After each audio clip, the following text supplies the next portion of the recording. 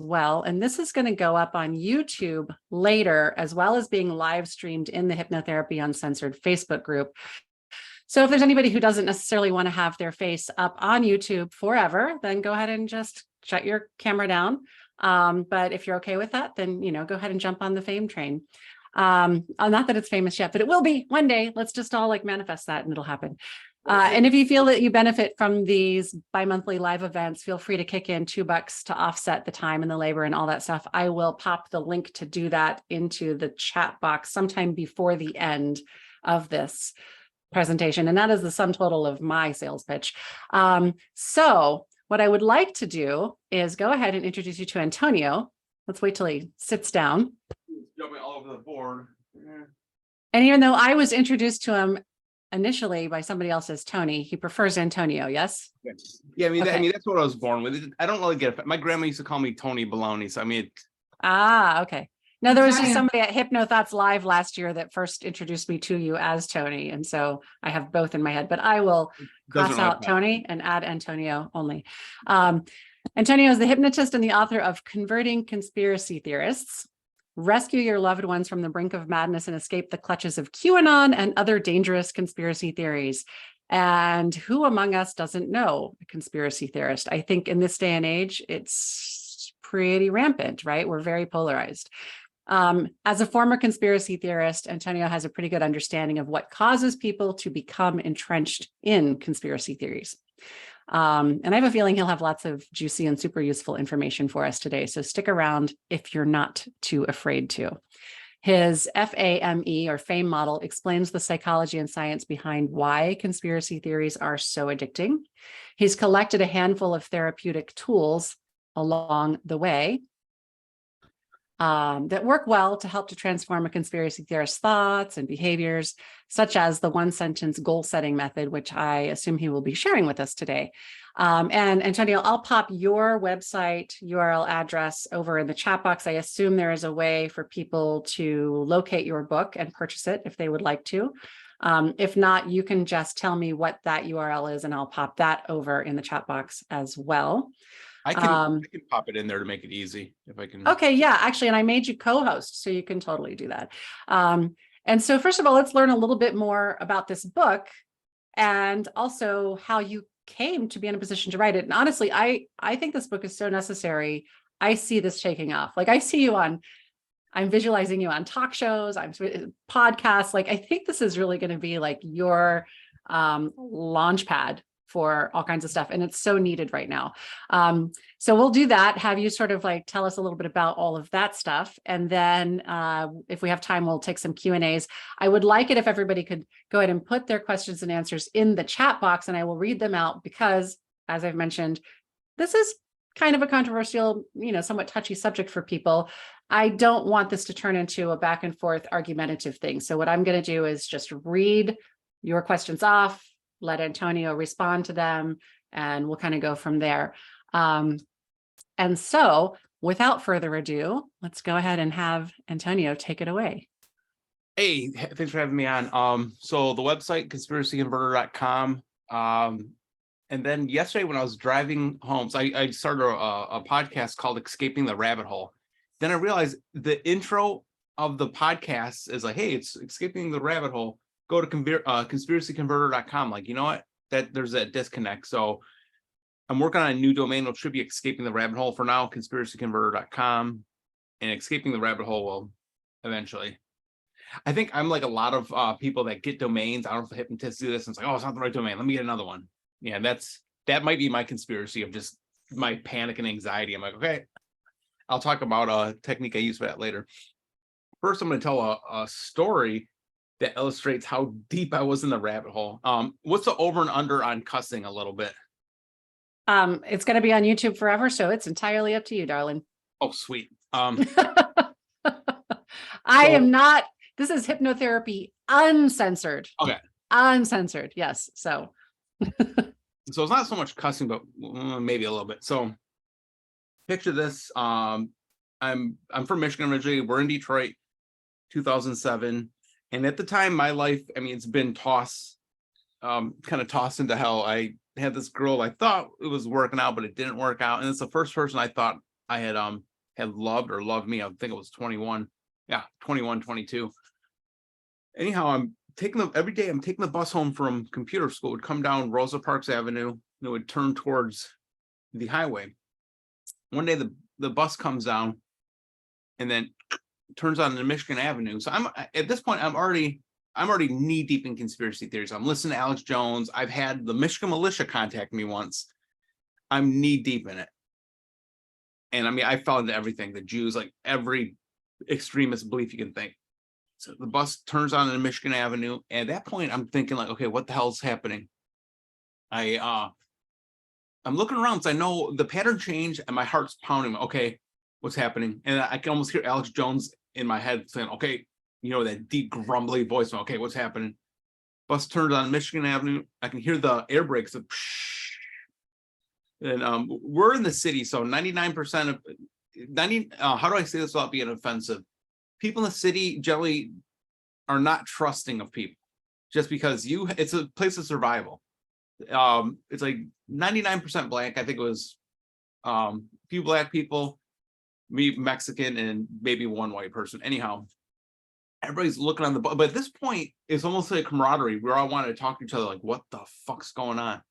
I hear a foop, foop, foop, foop. I look outside, my face is smack against the window. I see two black helicopters kind of hovering down. So at this point, I'm going back into panic. I'm like, holy shit, what's happening? So I get off the bus, and off in the distance, I see, looks like paramilitary that are coming towards me. It looks like the city, like a bomb's gone off. You got all these people with fully armed guards. So I'm thinking like, oh my God, is it training drill or what kind of, and so Alex Jones is in my head. I'm like, oh my God, he's right. Martial law's coming after us.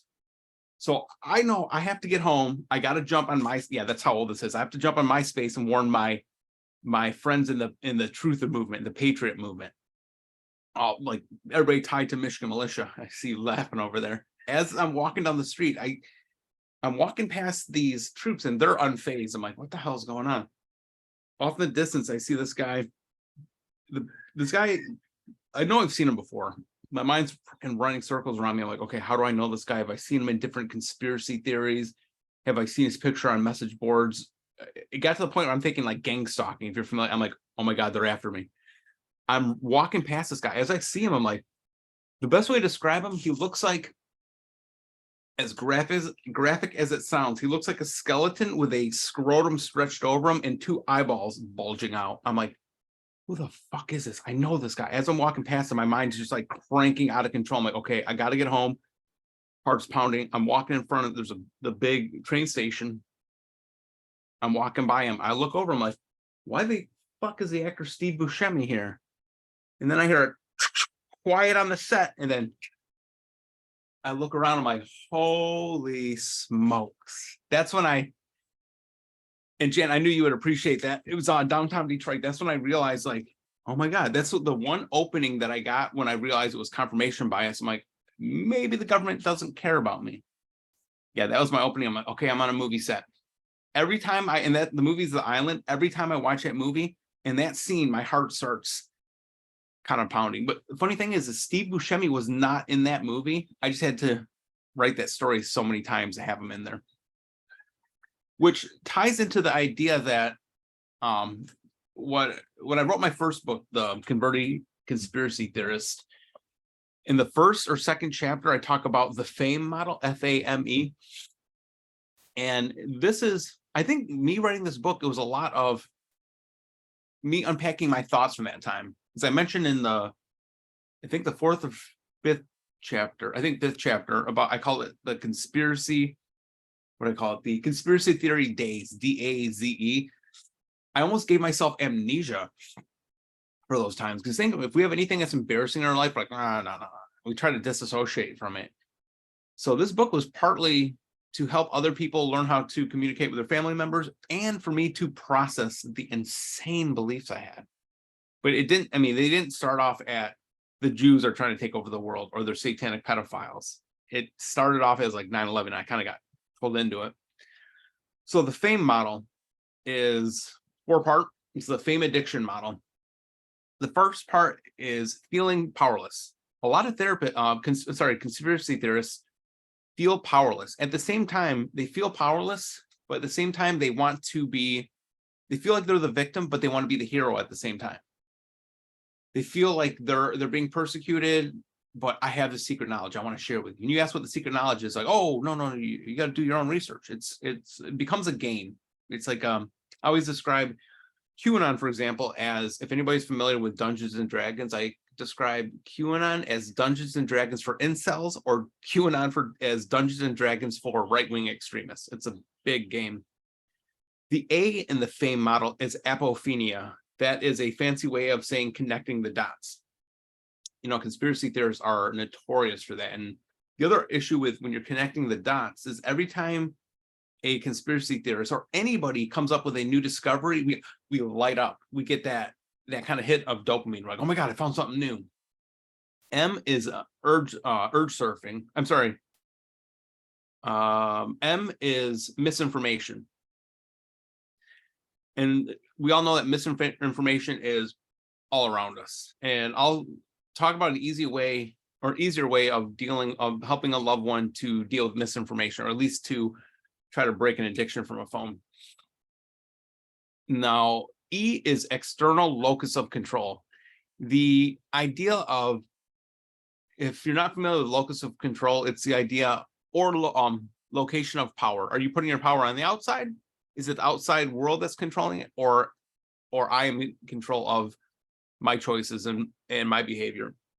A good metaphor is, who is driving the car, or who, in my case, who's driving the bus? Is it the bus driver, or is it the outside world, or am I controlling it? Can you touch upon F and A again? I'm going to pop it into the chat box for everyone to see. Yeah. Oh, so do you want me to kind of add some more to it? No, just tell me what F and A stand for so I can put it all in there for them. F is feeling powerless. It's like they feel powerless. They're a victim and they want to be the hero at the same time. And then A is apophenia, apophenia, apophenia, the idea of connecting the dots. And then in a little bit, I will cover what I call the one sentence goal setting method, which I'm doing like a lot of hypnotists do. I took one technique and made it sound way sexier than it actually is. And it ties into, a lot of people think, they're like, just be positive, which is not good. It can be very toxic. And so that model describes conspiracy theorists, what kind of keeps them stuck. The next model, the fake news trap, actually, not gonna lie, I used ChatGPT to help me flesh out the idea for the book. So the fake news trap describes the struggles that a family member or a loved one has with a friend, with somebody in conspiracy theories. The F stands for feeling trapped with nowhere to go. Like you're trapped in that relationship, you're like, oh shit, like a rat in the corner, you don't know where to go. A is anxiety around things getting worse. Because anybody that spirals into conspiracy theories, or if it gets as bad as psychotic belief, they think everybody's out them. It piles up and gets worse. K is keep trying to save your loved ones. You know how it's codependency. I'll share a story on that in a little bit, how I help to overcome that in myself. E is emotionally draining conversations. And that is something that I've been thinking about recently, is with conspiracy theorists, there's a good chance that they might have some narcissistic tendencies, and you know how draining a narcissist can be. Very emotionally draining. And in the news is no longer feeling loved or connected to that person.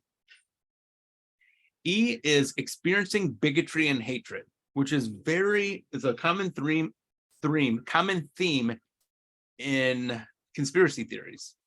If you think about the QAnon theory of Democrats are eating babies, or Hollywood or elite are eating babies, that is thousands of years old. It goes back to the Jews, them claiming the Jews are eating babies, drinking baby blood.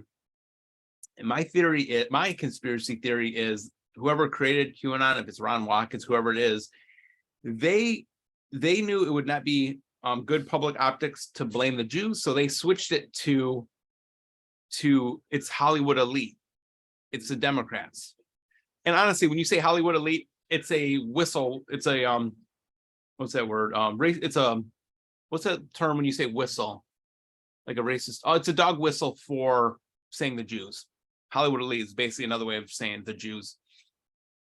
It's experiencing bigotry and hatred, which also ties into lately. I don't know everybody's politics in here, but hatred against trans, hatred against people that are not like themselves. W is wrestling with persistent doubts and questioning your reality. If you've ever had somebody, somebody gaslit, and I know the idea of gaslighting is definitely real, but I think a lot of people are how do I say, are claiming everything is gaslighting. Sometimes it's not as complex as that. And then S is struggling with setting boundaries, which is, I think, almost at the core of dealing with somebody that might be in a cult, conspiracy. If they just keep on talking about their stuff, it's that word vomit, and then because conspiracy theorists are really not known for being quiet. They want to just divulge this information, like, I've got that secret. Any questions so far? What did you just spell? I lost track of it. I'm sorry. Fake news. Okay, that's what it was. Okay. Yeah. All right. Here, I can put it in the chat. Let me do that. I was just trying to keep up with what you were saying, and then I was like, wait, hold on. What did we just spell? I felt like the cheerleader who lost track halfway through. Give me a K, give me an E. And I was like, wait, what? Give me what? My blonde is showing. Sorry. Wait, were you a cheerleader growing up? I was not. I was a little jealous of the cheerleaders. I was in ballet. I wasn't allowed to be frivolous and fun and whimsical. I had to do the serious stuff. My sister and her friends were cheerleaders, and of course I was not the cool guy. Of course I wanted to talk to all my sister's cheerleader friends. She's like, no, stay away. But they actually kind of that reminded me, growing up, I had a lot of depression, anxiety, etc. So when I first got introduced to conspiracy theorists, I was already in the external locus of control, the idea of the outside world. Sorry, there's noise out here.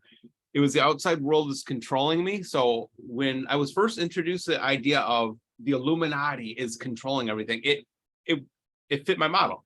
I'm like, oh, I'm not miserable because of my internal programming. It's the outside world.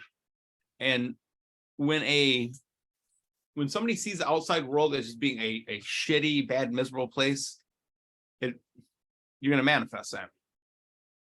And let's see, I had another idea along those lines. Oh, the first time I was introduced to conspiracy theorists, I remember I was at a bar. There's this biker, a crunchy old looking white dude, blonde hair, real scruffy looking. He had a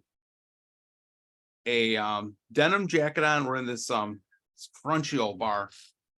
And I think that girl and I everything had just fallen apart that I was talking about earlier. So I was in fragile mental state. He had a pocket constitution right here. That should have been my first red flag. Like, oh no, I should run. Because that was part of my identity as a conspiracy theorist. I ordered pocket constitutions to give to people. I mean, I didn't know what was in them. I know more now. But I think a lot of people, they tend to hang their beliefs on the Constitution while deleting other parts of the Constitution, ignoring like very amendments that work for everybody. I was talking to somebody on my podcast 2 days ago, a gay guy whose husband fell into QAnon, and I was talking about the whole idea of the pocket constitution, and he told me now it's sad because now when he sees a flag, I'm not sure what people's politics are in here, but for people that are right-wing extremists, if they jump on the flag and they put their message behind the flag, this guy I talked to said it kills me. He's like, I should be, I think his word was imbued with national pride, but now when I see that flag, it triggers me for how some people have been using it for. Oh, they got co-opted. Yeah, got co-opted. Yeah, it's sad. Yeah, just like Nazis did that with there was a Native American symbol that ended up getting co-opted, and now that's all we remember. Oh, and when I see, when people like, oh, I should be able to have this flag. It's a Buddhist symbol. I'm like, yeah, but there's a lot of bad. No. Yeah. Or when people say, but Black people say the N-word all the time. I'm like, yeah, no, you don't say that. Not a good idea. But yeah, that was kind of interesting. One thing, one theme that had been in my life for I felt like I was being persecuted for years. I had this fear. I think it was going to be 45 in like 2 months. When I was 30, all the way up until the age of 37, I had a fear that if I was in the bathroom, if the curtain was closed, I'm like, what if there's a serial killer over here? It was always like there's an outside force, somebody's trying to get me. And it was funny, in my last apartment, there was a windows, but this bathroom, there was no windows to the outside, so there's no way somebody could have come through. But it didn't, rational mind didn't really matter. So my mom had told me when I was little, I think 5 or 6, we had a neighbor that was killed, really brutal. Had been kidnapped. Our neighbor came up to the house, African-American guy came to the house freaking out because his girlfriend was kidnapped by his ex-girlfriend and basically mutilated. So hearing that story when I was a kid, that had put the fear of God into me. And I didn't really process it until I was later. I had, at one point, I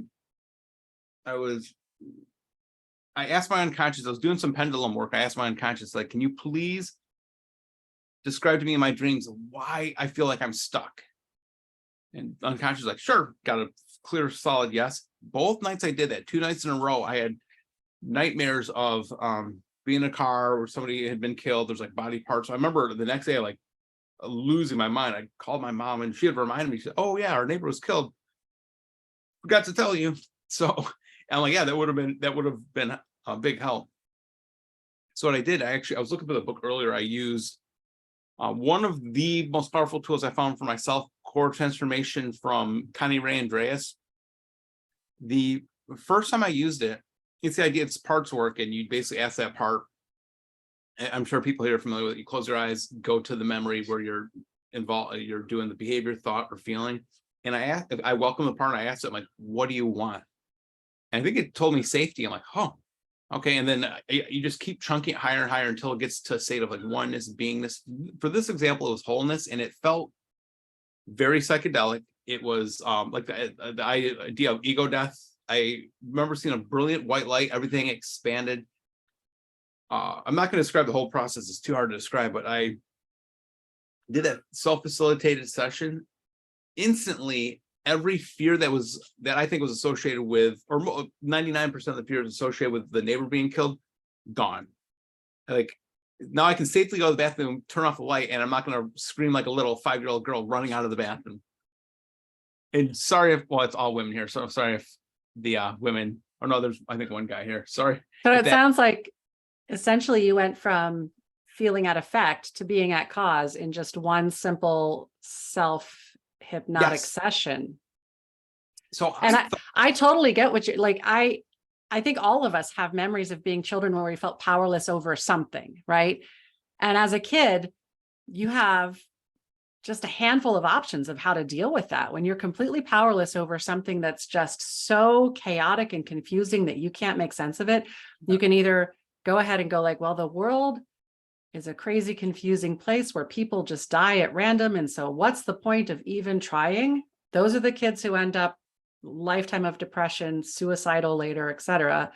2, you can blame yourself, because at least that gives you some modicum of control. You can be like, oh, well, if only I, and that can lead to like OCD and all sorts of other things where, you know, you think, well, if only I had done this other thing, then that wouldn't have happened. Or if only I was a more perfect person, then, you know, mom and dad wouldn't be fighting or whatever. Or 3, can do what you did, which is just sort of constantly being hyper vigilant and pattern recognition of looking for anything where confirms the bias that there is something out there that you can piece together and go like, oh, that's what it is. That's where the, you know, problem is. It's not me. Yeah, it's not me. Yeah. All of you. Oh, other thing I forgot to mention, I was paranoid during my conspiracy theory days. What were we doing? Oh yeah, we were doing coke. That's why I was paranoid. It did not. The whole time we would do conspiracy theory brew and view at the bar I worked at, we would do coke and be like really paranoid. And then we're wondering like, why? Like, in retrospect, I'm like, oh, it was the coke. It definitely did not help it didn't give us wholeness of mind. What you said about being at cause or at effect, the same thing as external locus of control. I tried writing be at cause and at effect in the book, and I didn't think people would get the concept. So I use the metaphor of driving the bus. One of the other symptoms of that fear, especially when I turn off the light, it was just instant. I felt like somebody was behind me. Oh, I can it's funny. I can feel that fear now, a real small bit, but I can't get any of it when I turn off the bathroom light. Think about like it dawned on me, I'm like, dude, I'm a 37-year-old guy. I can't say, oh, I'm afraid of the dark. Turn off the light, and I run to my bedroom, which I literally would do. And when I was a kid, if I was afraid, I would like turn off the light and run, and then I would. Okay, imagine that I have a girlfriend, and I'm not in a bachelor pad. I got shirts everywhere, but I ran in the bedroom, and I would take the blanket, and I would just like hide under the blanket, thinking it's going to protect me from the outside world. Yeah, thank you. This is a great therapy session for me. I'm unpacking all of my thoughts.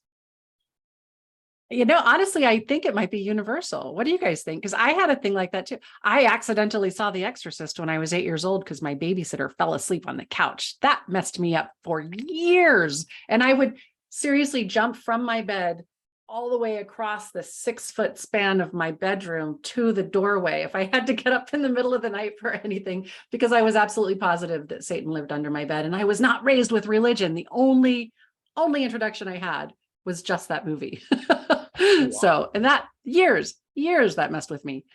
So I don't know. Who put up your hand if you had any stuff like that as a kid where you were just like, okay, if I put the blanket over my head for X amount of seconds, then, I'll be safe. Or if I, keep one eye on the shower curtain this way and one that way, no serial killers can get in or whatever. You guys have had that, right? Or is it just me and Antonio?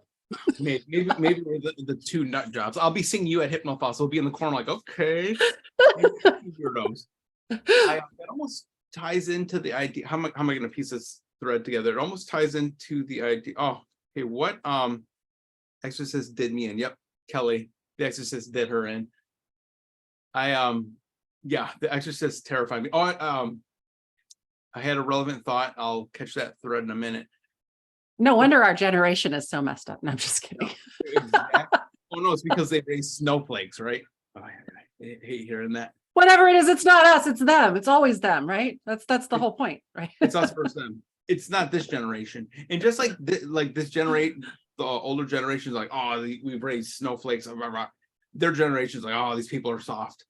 I saw a video in the idea of people like nobody likes to work. Who does? Nobody likes to work. I hate that argument. There were news articles going back to like the early 1900s. It's like nobody likes to work. Nobody likes. I'm like, no, it's not enjoyable. We do it because we're trying to survive. We don't do it because we love the corporations that are chewing us up alive. And yeah, I obviously work for a corporation. What was I going to say? Let me look at my notes. We got the fame model. Any questions from anybody? Give me a second to pause my thoughts and get some water. We have a much more docile audience than I thought we would have. Thanks, guys. But feel free to just bring on the questions. And Janet will appreciate this. In the book, I mentioned how it was 2006, I think. I get a call and I answer the phone, and guy John from Michigan Militia, he was trying to recruit me. He asked me if I'm Antonio Perez. Yeah. I don't know how he got my number. Well, probably because I was so public, my information was everywhere, and he wanted to recruit me. And the Michigan Militia, the leader of the Michigan Militia at the time lived in Southwest Detroit. If anybody's familiar with Southwest Detroit, Mexican town. It's not a common place that somebody from the Michigan Militia would live. He called me up, asked me if I'm Antonio, and he asked me if talked to me about recruiting me, and I was like, I'm Mexican. Will that be an issue? Click. I'm like, okay. I hung up immediately. I'm like, okay, I guess I won't be joining the Michigan Militia. Guess I won't be joining your crew. Wow. And honestly, if I had not left the conspiracy theory world, I probably would have been at the Capitol. But it's crazy. My parents are both teachers, so good chance I'm going to be liberal. And when I got caught into conspiracy theories, now at the time I thought like, oh, they believe this stuff too. So I think what happens is, I'm not sure if it's all beliefs or extremist beliefs. We believe that people should believe what we believe. I think it might be universal. Everybody thinks they're the good guy. Yeah. Everybody, no matter what, you And know? when people don't believe it, they're like, oh my God, we have to evangelize. I'm not a religious person, but at the time I was. Like, just imagine if I have the book of conspiracy theory, walking to somebody's door, knocking on, like, come on, you gotta follow through. So yeah, that was kind of my introduction to conspiracy theories.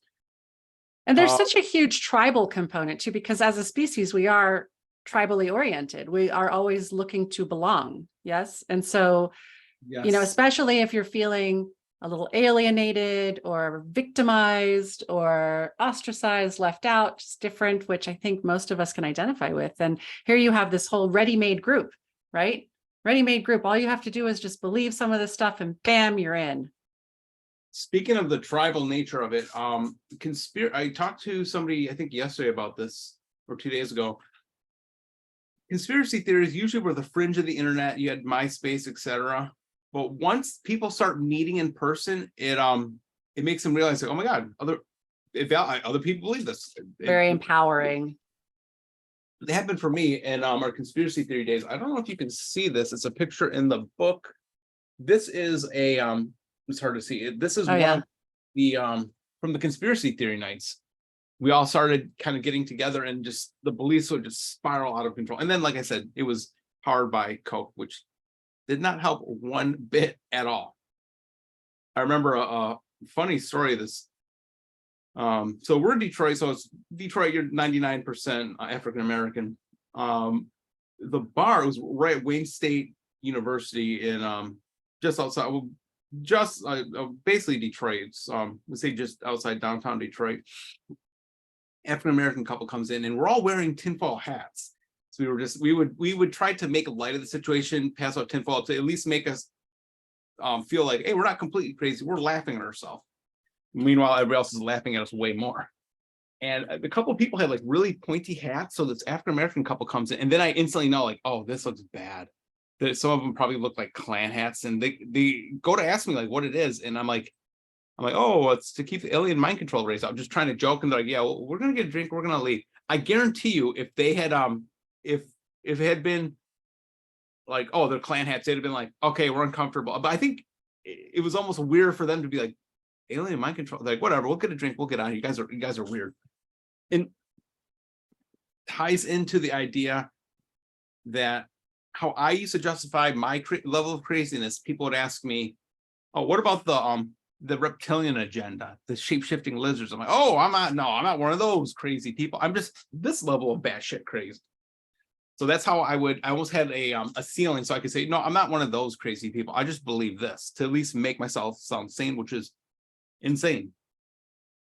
We got to the point one night after you said there was a dealer would come up to the bar every Sunday, and that's how we were doing Coke. So when he didn't show up to the bar, we thought we were exercising self-control, but there was no Coke there. Just like if somebody has a problem with overeating, if the food's not in front of them, like, oh, I'm exercising self-control. I'm like, no, it's not in front of you. So we had went to our friend's house. We were drinking, and then guy comes to the bar. The dealer was losing his mind. One of his customers got caught with a lot of Coke and a scale. So at that point, he's like, I'm going to jail. He's like, oh my God. And he's like, he's sweating bullets. He threw his big bag of Coke on the table. He's like, here, have at it. So I don't know if anybody here has ever imbibed in that, but I was like, I'll just do one line. It's like an alcoholic. Like, I'll just have one. It doesn't work that way. So hours later, I walk out of his place, and there's probably like a couple clouds. I'm like, oh my God, the chemtrails. And I see like a helicopter. So my mind was racing out of control. That was probably about a month before I had moved out of Detroit. And yeah, it was just everything. I think there wasn't one thing that fit the puzzle. It was everything from like the feeling powerless, feeling the outside world was controlling me. Coke definitely sealed the deal. Now, in regards to the question, who wants to know some ways to deal with some of these struggles? I feel like I'm at Tony Robbins at an event, but like, who here wants to feel better? Oh, me. Who wants to go with me? Yeah. I mean, I think we all have somebody in our life that we're dealing with on this level, right? Or maybe it's ourselves, you know? Yeah. I could have easily fallen down the same rabbit hole. I kind of came close a few times. And the only thing that stopped me was just a firm belief in being a skeptic. So I straddle that, like keeping an open mind towards having my mind changed instead of ever falling down on one side or the other. I'm just like, well, let's just keep researching and finding out, maybe there are aliens. Chances are it seems like there probably would be, maybe not, but it's not, my belief has nothing to do with the end result, the reality of it. Right. So anyway. Want to know what's absolutely batshit insane to me? So, QAnon, they talk about not only these wild conspiracy theories, like, oh, people are eating babies or doing this or trafficking kids and they're grooming kids and da da da da da da. Finally, when a real conspiracy, like the government comes out, like in the past year, like, hey, UFOs are real. Yeah. That is something that we've been talking about for years. And QAnon's like, oh, no, let's focus on this. But you know what? They're focusing on a story.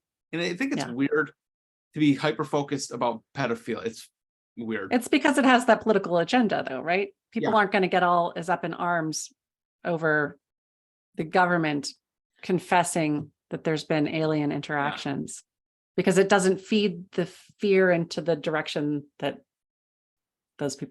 people want it, I guess. Anyway, I will shut up now before I get myself in hot water and let you take all the heat instead. Take it away, Antonio. Yeah. So, well, I'm not running for public office, so I don't care. I'm not gonna.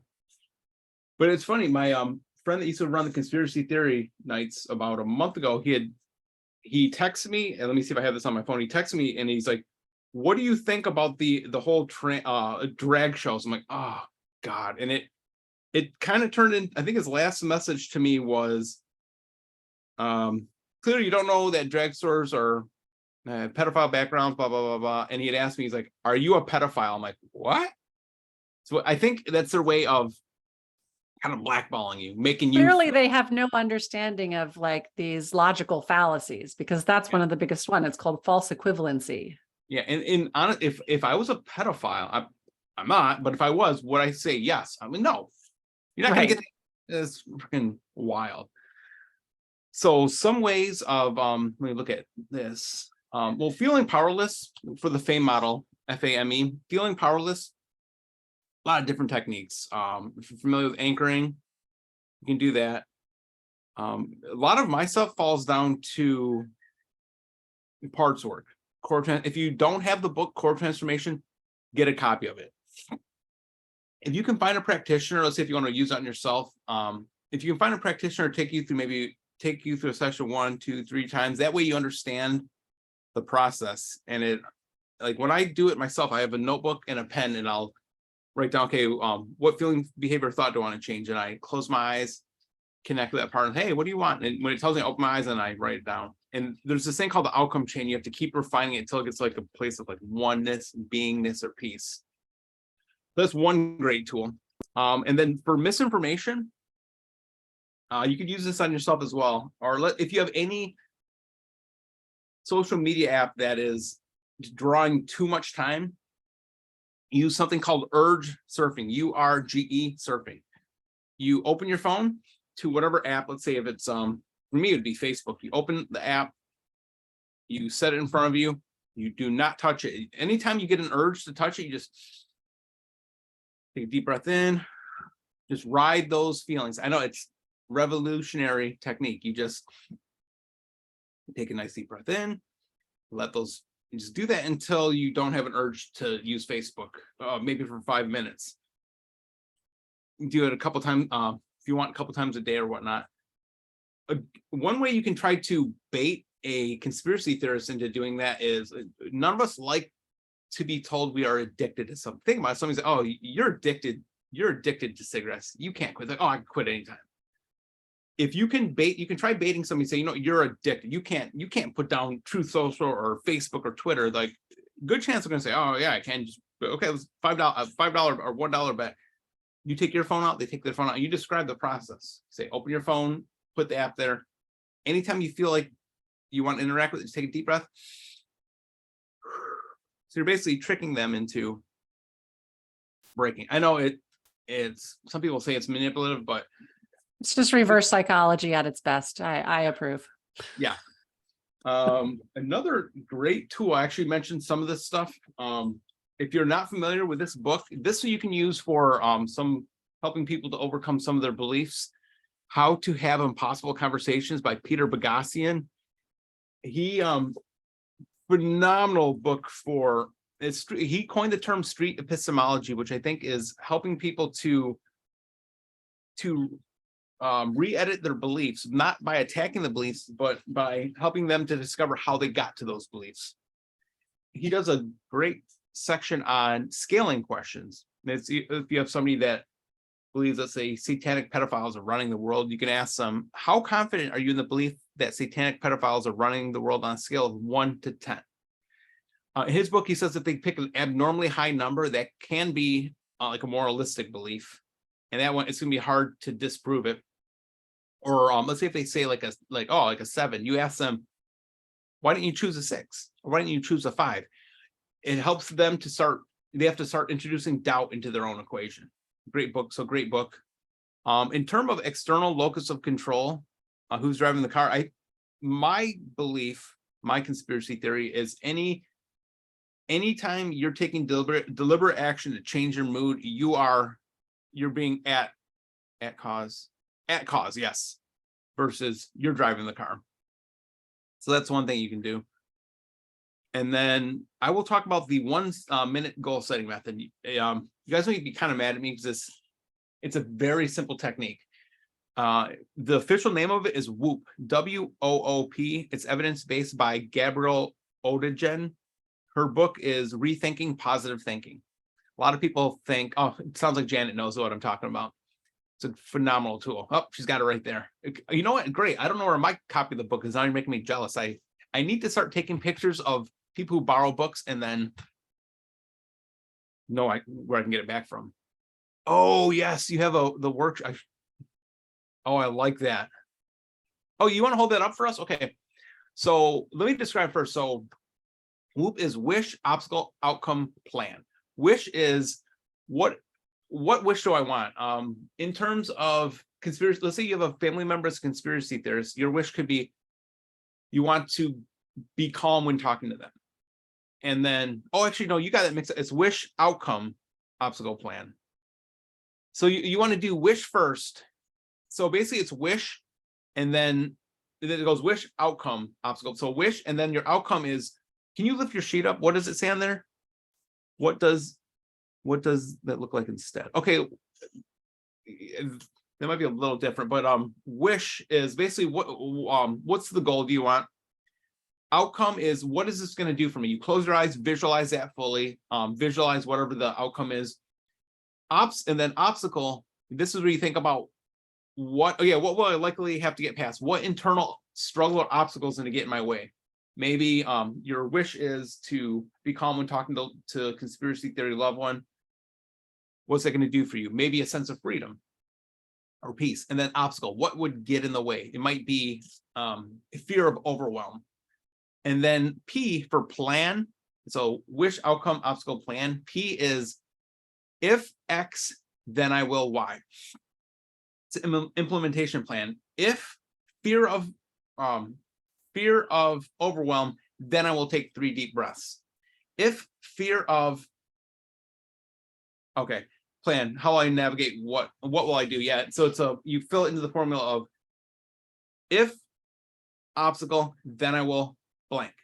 You take that statement, you close your eyes, you just repeat that statement, and you imagine going into that situation and just saying, if fear of outcome, then I will take 3 deep breaths. If fear of blah, I will do this. If this, then I will do this. That's basically it.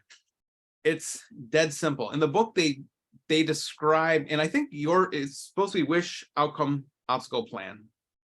It's better because what happens is in the book, they did some studies showing that if they just took people and had them visualize their goal, visualize their goal, visualize their goal, it almost gave yourself the positive feelings. And you're like, okay, cool. You felt like you already accomplished it. Whereas when you're visualizing, and then you bring in the obstacle, it's hard for me to describe, but they talk about how it's almost like the two become connected. So anytime that obstacle comes up, like, okay, I have to do this. You can download the Whoop app, WOOP. It runs you through the entire thing. It's a free process. I mean, you can pay for the book or you can just download the app. That there's a lot of evidence, a lot of studies behind it. It's mental contrasting, which has been phenomenal for me. And that, in my opinion, you can use that for a lot of the ideas of the fake news trap, being the feeling trapped, anxiety, codependency, etc. You can plug that into the formula. Like, how would I do anxiety? If feeling overwhelmed, then I will do tapping. If feeling overwhelmed, then I will. If you're familiar with leaves on a stream, I use it a lot. It's a visualization method. Mindfulness, you close your eyes and you imagine leaves floating by. Any thought you get, you put on the leaf, watch it float by. Really good for runaway thoughts. So let's say if feeling anxious, then I will do leaves on a stream. And for me, at least after doing leaves on a stream for a couple of days, I think your unconscious, if you're doing it for maybe 5-10 minutes a day, just on your own, I think your unconscious gets the idea where I can do leaves on a stream if I'm having runaway thoughts. I'm not saying I'm perfect. I'm close, but I'm not perfect. I can imagine just taking that thought, putting it on a leaf, letting it float by. So I don't actually have to close my eyes and kind of repeat it anymore. So I think there's that. Misinformation for the urge surfing. Another way to help with, I guess, apophenia, the idea of running, of thoughts running around.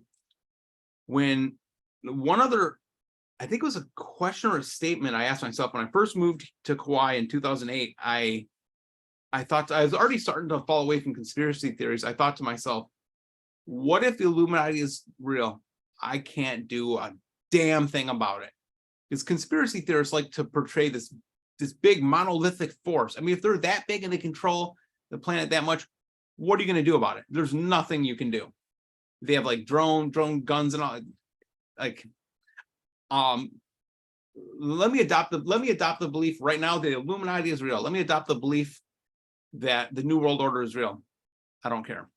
You know what I would say? If somebody's spending all of their time worried about that, worried about having their mind controlled by then they're already because now they're thinking about it all the time. It's taking up like space in their head, rent free all the time, just so that they can talk about how much they don't want that to happen. So if that's the case, what's the most rebellious thing you can do? Just be happy and think for yourself. And honestly, when I moved to Kauai, I don't know if you've ever been to Kauai, there's a lot of awesome beaches here. Like, I want to go to the beach, which is funny. I think after this, I'm going to go to the beach because, Chris, you know, the past, like, since November, I've been taking care of my elderly neighbor, which I think it's another thing. If you help somebody, it makes you feel better. And when you're helping somebody else, you're not thinking about the outside world. Like, our neighbor broke his hip. The hospital here was don't get hurt on Kauai. The hospital sucks here. We used to always go to the beach. So that's the one thing I miss. Me and the old man would go to the beach every day. I need to go to the beach because I haven't had that. It's too emotional. I don't want to be at the beach with a bunch of happy tourists and me sitting there sobbing. It'll be out of place. Yeah, I think I'm gonna go to the beach before work. It's been so long. Okay, so any questions about the 1 minute goal setting method? And I had to hype it up. I had to hype it up with a cool name. It's I'm glad that Janet. Now, Janet, if you don't mind me asking, how have you used Whoop? Oh, your microphone is muted. Oh, and if there's any questions?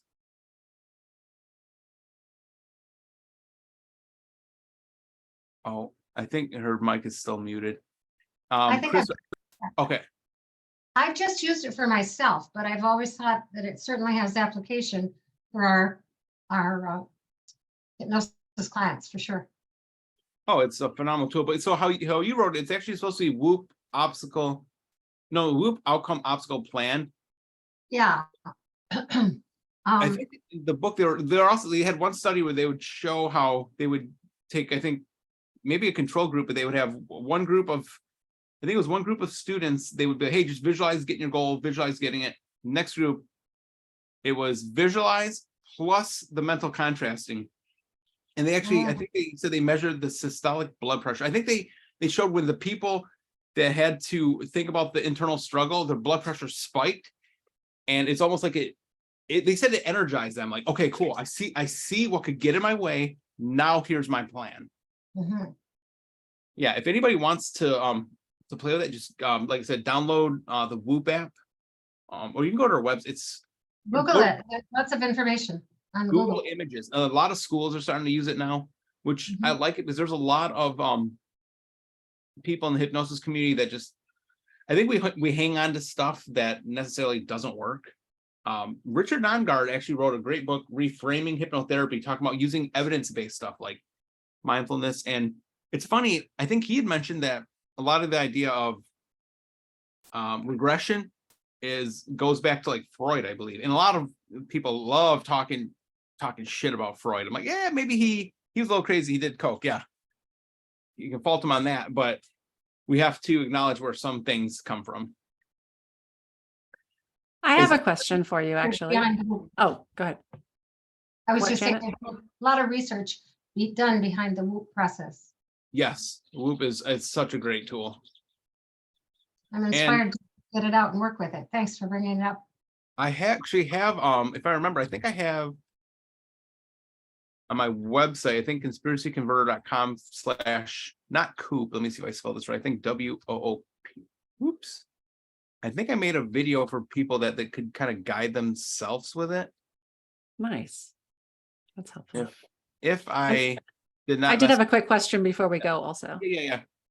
So because there's that tribal aspect to it, which can be a huge secondary benefit, did you discover when you were extricating yourself from all of, sort of belonging to the conspiracy theorists as a group, did you find it difficult to find that sense of connection and community? Because I imagine, at least just based on like documentaries and stuff, that when you turn your back, or at least just walk away, even if you're not turning your back, just sort of walking away, they're going to turn their back on you. They're going to be like, oh, you're completely excommunicated. We don't want anything to do with you. Yeah, one thing, so if you're familiar with me, you know that I also like the marketing. I have a couple different communities I like. And one thing I think with the marketing community, I always had this, I want to prove myself, right? The copywriting community. I'm like, I want to be this badass copywriter, blah, blah, blah, blah. And then I had to start working on myself. Once, it's funny, I actually have a bunch of junk mail in this closet right here that I would study for direct response marketing. A lot of it is, it's fear porn. There's a lot of stuff that it's aimed at people that are watching like OAN, like not even, this place was taught, this particular publication, let's see if I have it, was talking junk about Fox News, and it came from an OAN perspective. I can't find it, but what was I going to say? Oh, so when I started studying that stuff, I've been studying it for a while, but then I got it in the mail. I started getting this direct response advertisements that are definitely aimed at, I subscribe to a health newsletter, and they were aimed at conservatives, older conservatives. I'm like, you know what? And on top of taking care of our 89-year-old neighbor, I'm like, I do not feel comfortable that these publications are trying to sell, like, sorry for the words, boner pills to old conservatives and are trying to sell them commodities and silver. I'm like, I don't feel comfortable with that. So that was one, sorry, that was a little kind of tangent, but yeah, I did, like with my friend that had texted me recently, he said, oh, are you a pedophile? I'm like, no, if I was, I wouldn't say yes. It's a weird question. Like, come on, you know my character. I just wonder how much of that fear of sort of being ostracized and kicked out of a group that you have formed this connection with is what keeps people embedded in those groups of conspiracy theorists. Yeah.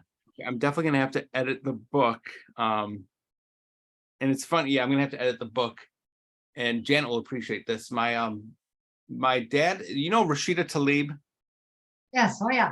My dad taught her in middle school. I think my mom might have taught her. So my dad's like, we were close to her. I'm like, okay, I have to get her a copy of this book. And then it dawned on me that I need to update a lot of stuff. One thing I noticed, like, how much time do we have?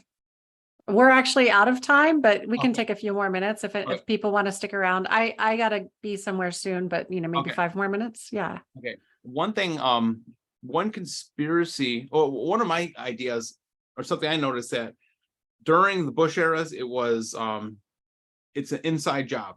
The government is doing this, it's an inside job. And then when Obama came in, all of a sudden people are like, oh, he's a Muslim, he's a Muslim. Alex Jones and all the right wing were saying he's a Muslim, blah, blah, blah, trying to throw that kind of shade at him. So it went from it's the government to it's the Muslim Brotherhood. So that's what one thing I want to update in the book, that it's always shifting the goalpost.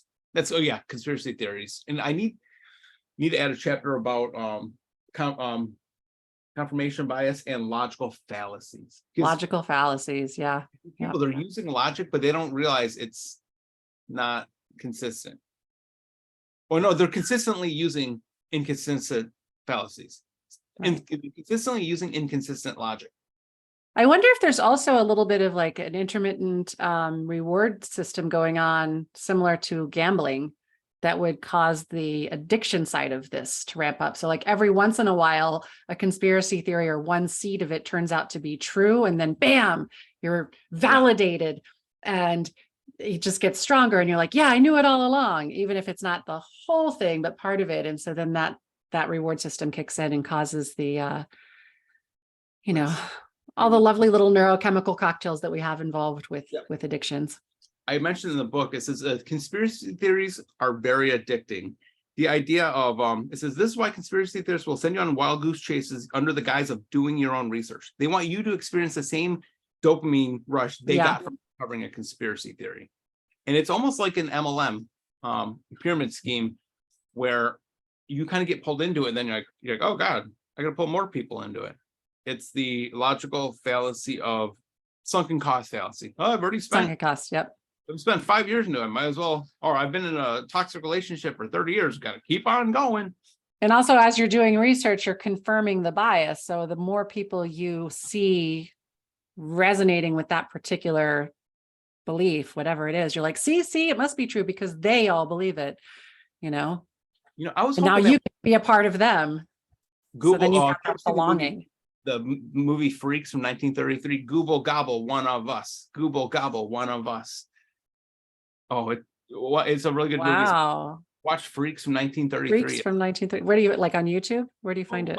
I'll find a link. I'll send it to you. Yeah, put it into the Hypnotherapy Uncensored group, and then I'll pop it into the YouTube channel as well.